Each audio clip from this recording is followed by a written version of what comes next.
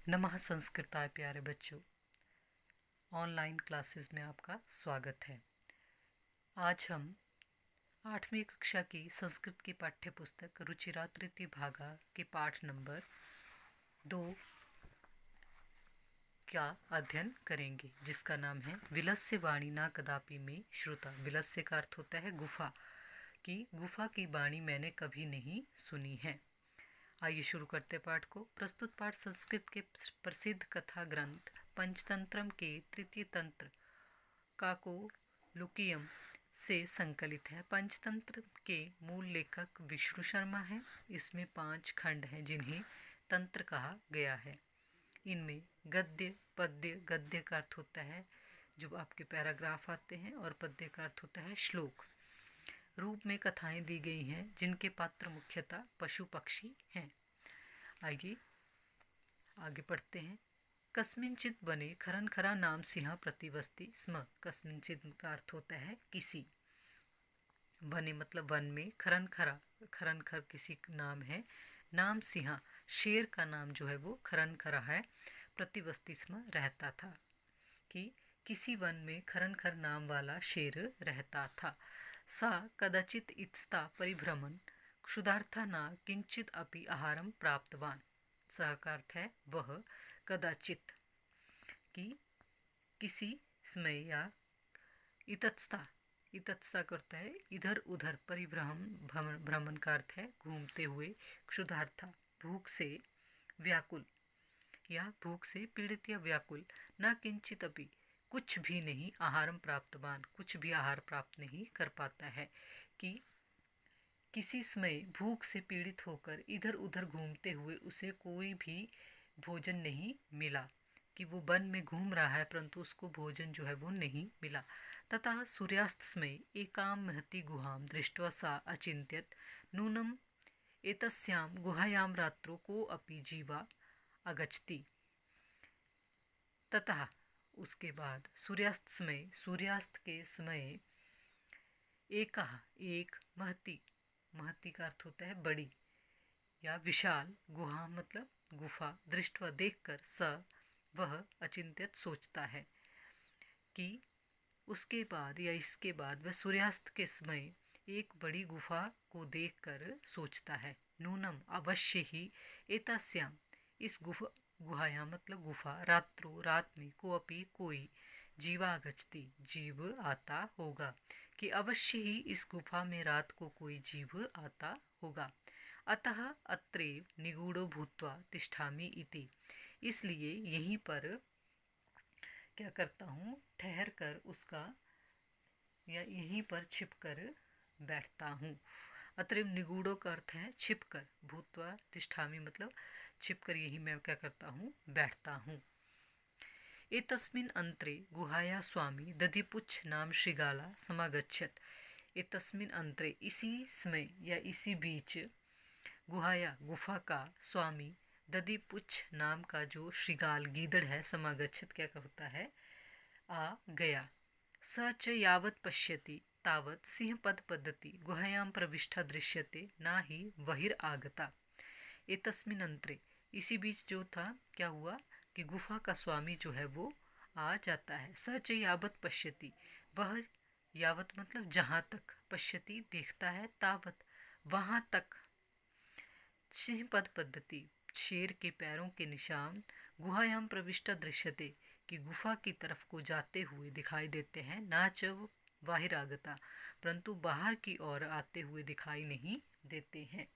कि जब वह क्या करता है, और जब उसने देखा तो शेर के पैरों के निशान गुफा में प्रवेश करते हुए दिखाई दे रहे हैं और बाहर की ओर आते हुए दिखाई नहीं दे रहे हैं।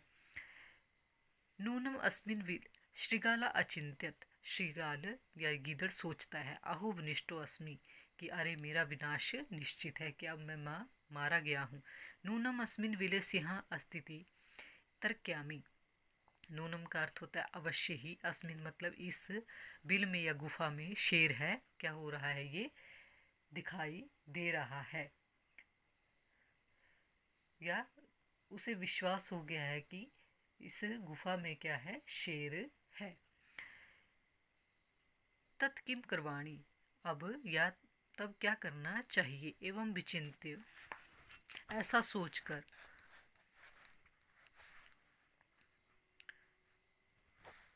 दुरत्सा रवम कर्तुम अरब्धा, दुरत्सा मतलब दूर खड़े होकर, रवम का अर्थ होता है आवाज, करता रहता वो आवाज करना शुरू कर देता है। भो बिल, अरे बिल, किम ना समरसी, क्या तुम्हें याद नहीं है, यन्मया तव्य सहस्मया कृतो अस्ति यत् यत् यदा अहम वहरता प्रत्यह गमिष्यामि तदा त्वं माम आकरिष्यसि, कि वो बिल को बोलता है कि तुम्हें याद नहीं है कि तुमने मेरे साथ, कि यन्मया तव्य सह, कि मैंने या तुमने मेरे साथ, स्मया होता है शर्त, वादा या शर्त, कृतो अस्ति किया था, यदि अदा, कि जब मैं वहर प्रत्यक्ष्यामी कहीं बाहर से आऊँगा, तदा मतलब तब, त्वं माम आकर्ष्यसि, तब तुम मुझे क्या करोगी, पुकारोगी, कि जब मैं कभी भी बाहर से आऊँगा तो तुम मुझे पुकारोगी। यदि त्वं माम न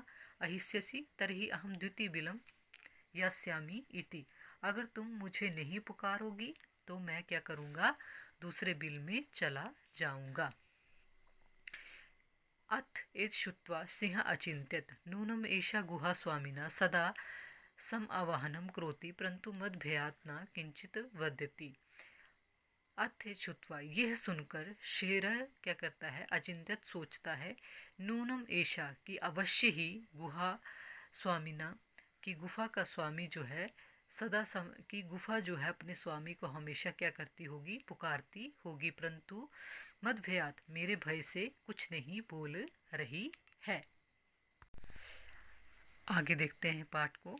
अथवा साधिध्वम उच्यते, ये उचित कहा गया है। वह सत्र मनसाम हस्तपादधिका क्रिया प्रवंतते न बाणी च बेपथु च अधिको भवेत, कि भय के कारण या भय से डरे हुए मन वाले लोगों के हाथ पैर आदि की क्रियाएं जो है वो नहीं होती हैं, कि हम जब बहुत डर जाते हैं तो हमारे हाथ पैर से कोई भी इशारा नहीं कर पाते, हम एक जगह जो है वो स्थिर हो जाते हैं।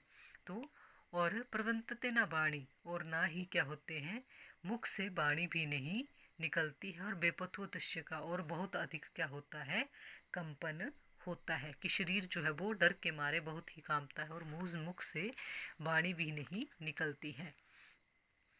तद अहम यस्य आवाहनम करोमि, तो मैं क्या करता हूँ, इसका आवाहन करता हूँ या मैं इसे पुकारता हूँ। एवं सा बिले प्रविश्य में भोज्यम भविष्यति, एवं सा बिले, कि ये क्या हो जाएगा, इस प्रकार विचार करके शेर जो है वो इस तरह वह क्या करेगा, गुफा में प्रवेश करेगा और मेरा क्या बन जाएगा, भोजन बन जाएगा।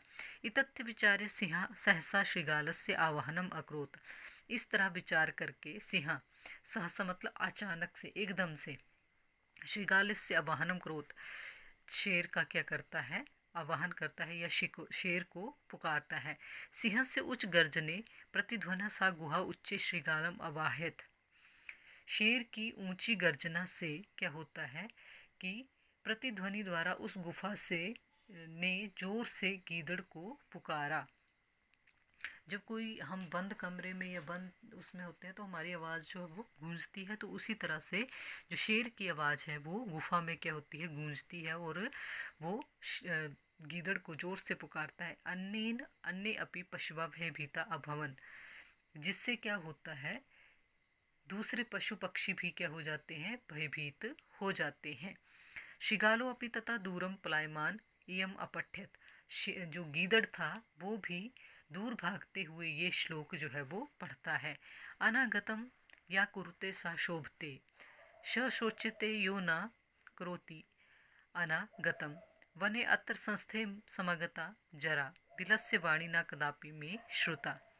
अनागतम या कुरुते सा शोभते, कि जो दुख को सोच लेता है और उससे बाहर निकलने की का रास्ता भी ढूंढ लेता है, वो क्या होता है, शोभा पाता है। और जो भावी दुख को नहीं सोचता है उसे शोक करना पड़ता है। कि जो उससे निकलने का उपाय नहीं सोचता है उसे क्या करना पड़ता है, दुख का अनुभव करना पड़ता है। वने यत्र संस्थे समागता जरा, कि वन में रहते हुए मुझे क्या हो गया है, जरा होता है बुढ़ापा, बुढ़ापा आ गया है। बिलस्य वाणी ना कदापि में श्रुता, परंतु मैंने कभी भी गुफा की वाणी को नहीं सुना है। ये जो गीदड़ वाली आपने एक कहानी उसमें 6th क्लास में भी पढ़ी है कि जो बगुला और वो गीदड़ होते हैं, वो खीर वाली। तो ये जो गीदड़ होते हैं ये बहुत चालाक होते हैं, कोई मुसीबत पड़े तो ये अपने उससे निकलने के लिए अपना उपाय भी ढूंढ लेते हैं। तो इसने किस तरह से उपाय ढूंढा और उस मुसीबत से निकल आया। अगर वो ऐसा ना ही सोचता और सीधा गुफा में प्रवेश कर जाता तो क्या होता, उसे शेर द्वारा वो खाया जाता। आपका ये लेसन ख़त्म हुआ। धन्यवाद।